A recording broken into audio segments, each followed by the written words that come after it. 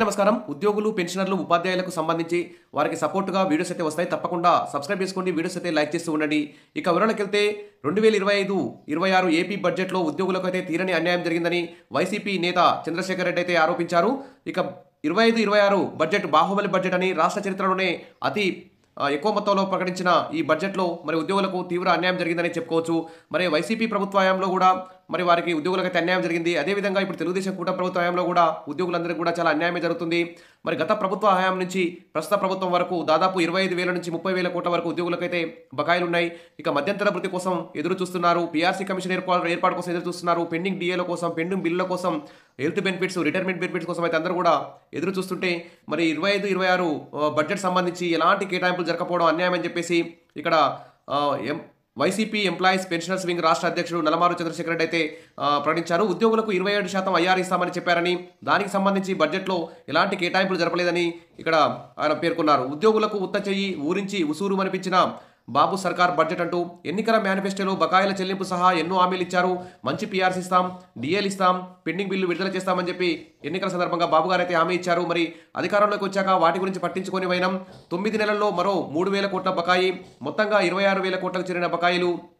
ఇక మధ్యంతర భృతి ప్రస్తావన లేదు. 2 డిఏల బకాయిల మాటే లేదు. ముందుకు సాగని పీఆర్సీ చైర్మన్ నియామకం తమ ఆశలపై నీళ్లు చల్లిందంటున్న ఉద్యోగులు, పెన్షనర్లు అంటూ ఇక్కడ ఇది ఉద్యోగులకు తీవ్ర అన్యాయం అని చెప్పుకోవచ్చు. ఇక మొత్తానికైతే ఈ బడ్జెట్ ఉద్యోగులు దాదాపు 27% మధ్యంతర భృతి ప్రకటిస్తారని చెప్పి ఎదురు చూశారు. కానీ ఊరించి ఉసూరు అనిపించిన కూటమి సర్కార్ బడ్జెట్ అని చెప్పుకోవచ్చు. ఇక పీఆర్సీ ఆశలపై కూడా నీళ్లు చల్లిందంటున్న ఉద్యోగులు, పెన్షనర్లు. మరి పేద సామాన్య ప్రజానికాన్ని 2 బడ్జెట్లలో మోసం చేసిన విధంగానే కూటమి ప్రభుత్వం ఉద్యోగులు, పెన్షనర్లు కూడా దగా చేసింది. సీఎం చంద్రబాబు నేతృత్వంలోని కూటమి ప్రభుత్వం 2 బడ్జెట్లు ప్రవేశపెట్టినప్పటికీ మరి అందులో ఉద్యోగులు, పెన్షనర్ల సమస్యల గురించి కేటాయింపులు కానీ, మరి ఉద్యోగులకు ఐఆర్ గురించి కానీ, మరి ఉమ్మడి మేనిఫెస్టోలో కూడా ఐఆర్ ఇస్తామని చెప్పారు, పీఆర్సీ ఇస్తామని చెప్పారు. మరి వాటి గురించి అయితే 27% ఐఆర్, 30% ఐఆర్ అయితే డిమాండ్ చేస్తున్నారు ఉద్యోగులు, పెన్షన్లు అందరూ కూడా. కానీ మరి వాటికి సంబంధించి ఎలాంటి కేటాయింపులు అయితే జరగలేదు. ఇక బకాయిలు, డిఏల మాట ఏమిటి అంటూ కూడా ఇక్కడ ఉద్యోగులందరూ కూడా ఆరోపిస్తున్నారు. ఇక పీఆర్సీ ఆశలపై నీళ్లు. ఉద్యోగులకు మెరుగైన పీఆర్సీ అమలు చేస్తామని, అలవెన్స్ పేమెంట్స్ పై కూడా పునఃపరిశీలన చేస్తామని మేనిఫెస్టోలో హామీ ఇచ్చినప్పటికీ 10 నెలలైన పీఆర్సీ గురించి అసలు మాట్లాడకపోవడం, గత ప్రభుత్వం ఏర్పాటు చేసిన పీఆర్సీ చైర్మన్ చేత రాజీనామా చేయించారని ఉద్యోగులు అయితే గుర్తు చేస్తున్నారు. తక్కువ జీతాలు పొందే అవుట్సోర్సింగ్, కాంట్రాక్ట్, కన్సాలిడేటెడ్ ఉద్యోగులకు ప్రభుత్వ పథకాలు వర్తింపజేస్తామని మేనిఫెస్టోలో చెప్పినా అది అమలుకు నోచుకోలేదని, తుదకు చిరుద్యోగులు కూడా దగాకు గురయ్యారని ఉద్యోగ వర్గాలు అయితే ఆందోళన చెందుతున్నాయి. ఇక వాలంటీర్లకు గౌరవ వేతనం 5 నుంచి 10,000కు పెంచుతామని మేనిఫెస్టోలో మాట ఇచ్చి కూటమి ప్రభుత్వం మాట తప్పిందని చెప్తున్నారు. ఉద్యోగుల విషయంలో కూడా అలా చేయదనే గ్యారంటీ లేదనే అభిప్రాయం ఉద్యోగ వర్గాల్లో వ్యక్తమవుతుంది.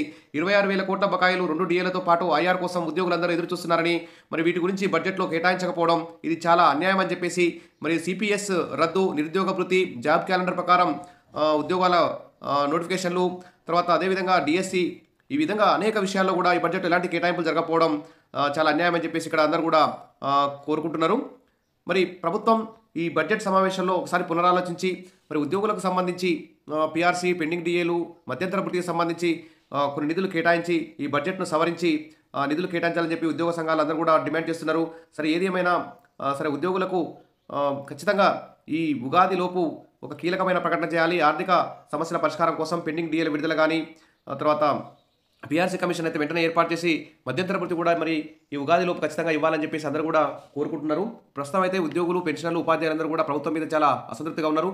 ఎన్నో ఆశలతో మరి ఓట్లేసి గెలిపించుకున్న తెలుగుదేశం కూటమి ప్రభుత్వం కూడా మరి గత ప్రభుత్వం లాగానే వ్యవహరించడం పట్ల అయితే చాలా గురుగా ఉన్నారు.